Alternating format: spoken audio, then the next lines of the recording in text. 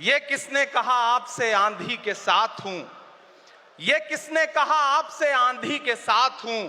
मैं गोडसे के दौर में गांधी के साथ हूं।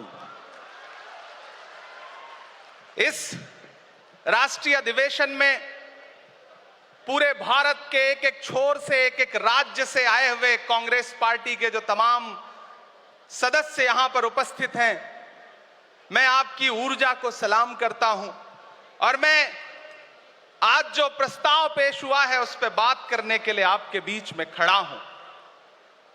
एक ऐसा मुश्किल दौर है जब सत्ता में बैठे हुए सत्ताधीशों ने नफरत को अपना परमानेंट हथियार बना लिया हो। ऐसे समय में कांग्रेस पार्टी देश के हर कोने में जा करके मोहब्बत की बात कर रही है, प्यार की बात कर रही है। और इस जो कार्यक्रम का नाम है वो न्याय पथ है। न्याय पथ यानी कि इंसाफ का रास्ता।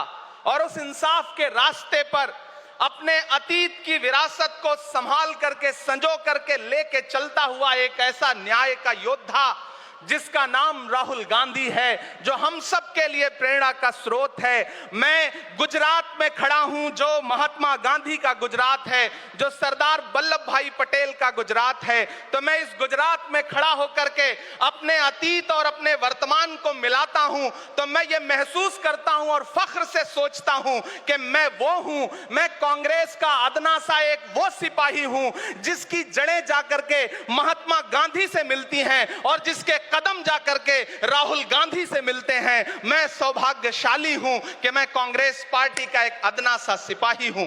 साथियों, मैं कोई लंबा चौड़ा भाषण करने के लिए नहीं खड़ा हूं। बस आपसे यह कहना चाहता हूं, ये जो न्याय का पथ है, हम सब इस न्याय के पथ पर चलने के लिए संकल्पित हैं। हमारा समर्पण इस न्याय के पथ के लिए है, हमारा संघर्ष इस न्याय के पथ के लिए है। मेरे भाई शशि थरूर जी बोल रहे थे, सचिन पायलट जी ने बोला, हमारी बहन गेनी बहन ने बोला, उसके बाद इमरान बोल रहा है। इन चार नामों में ही आप ये पाएंगे कि उत्तर से लेकर के, दक्षिण से लेकर के, गुजरात से लेकर उत्तर प्रदेश तक कांग्रेस यही तो है। कांग्रेस यही तो है, देश को समेटने और एकजुट करने का नाम कांग्रेस है।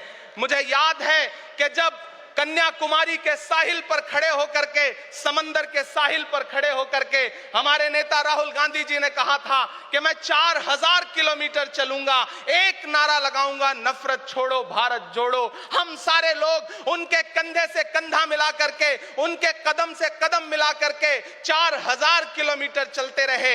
मैंने देखे हैं राहुल गांधी जी के पांव के छाले, मैंने देखा है उनका बहता हुआ पसीना। लेकिन हम आपसे पूछना चाहते हैं और इस स्टेज पर मौजूद कांग्रेस पार्टी के अपने तमाम वरिष्ठ नेताओं से भी ये निवेदन करना चाहते हैं कि जिस पथ पर, जिस इंसाफ के रास्ते पर राहुल गांधी इस मुश्किल वक्त में निकले हैं, हम उस लड़ाई में किस तरह से, कितने जोश के साथ राहुल गांधी जी के साथ खड़े हैं, यही तय करेगा। राहुल जी ने कहा है कि अगला निशाना, अगली जीत, अगला राज्य जहां कांग्रेस पार्टी जीतेगी वो गुजरात होगा। तो याद रखिए कि हार तब होती है जब ठान लिया जाता है, हार तब होती है जब मान लिया जाता है, जीत तब होती है जब ठान लिया जाता है। अगर हमने ठान लिया कि जहां से आज सत्ता के शीर्ष पर बैठे हुए लोग नफरत परोसने का काम कर रहे हैं, असमानता का काम कर रहे हैं, संस्थाओं को कुचलने का काम कर रहे हैं, उनके खिलाफ अगर हमने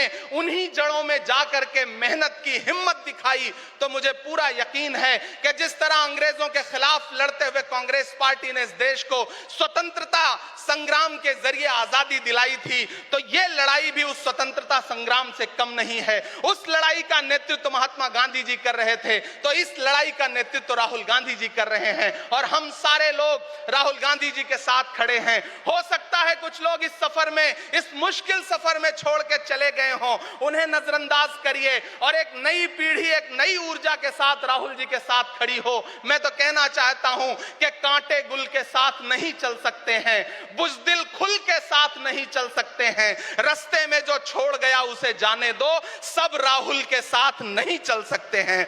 आप सारे लोग, हम सारे लोग और इस देश के लाखों लाख करोड़ों करोड़ लोग राहुल गांधी जी के साथ खड़े हैं। और यहां खड़ा होकर के इस देश के पिछड़ों को, आदिवासियों को, दलितों को, अल्पसंख्यकों को मैं सबको भरोसा दिलाते हुए इतना कहना चाहता हूं कि मेरे भाई, कांग्रेस ही है जो आपकी असली लड़ाई लड़ रही है।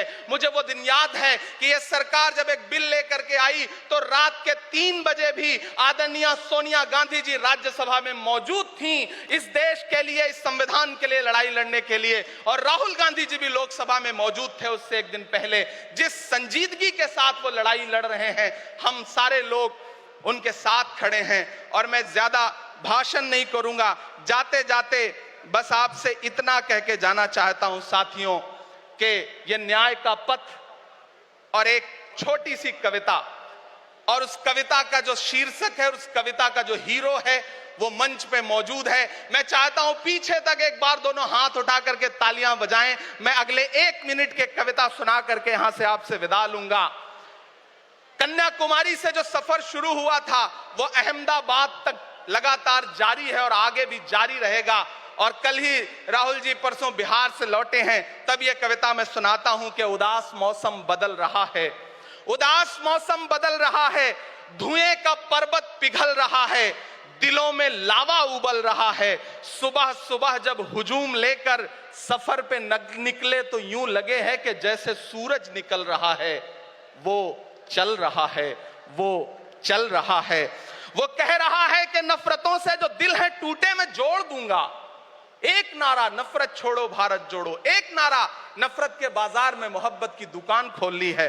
वो कह रहा है कि नफरतों से जो दिल है टूटे मैं जोड़ दूंगा। वो कह रहा है हर एक दरिया हर एक तूफान को मोड़ दूंगा। सुनो सितमगर न समझो डर कर मैं अपने लोगों को छोड़ दूंगा, सितम की गर्दन मरोड़ दूंगा।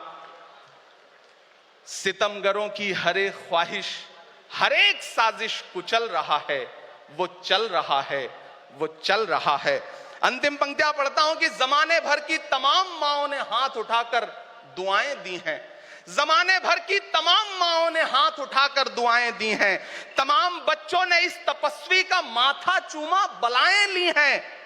जो नफरतों का जहर भरा है ये बन के शंकर निगल रहा है, वो चल रहा है, वो चल रहा है।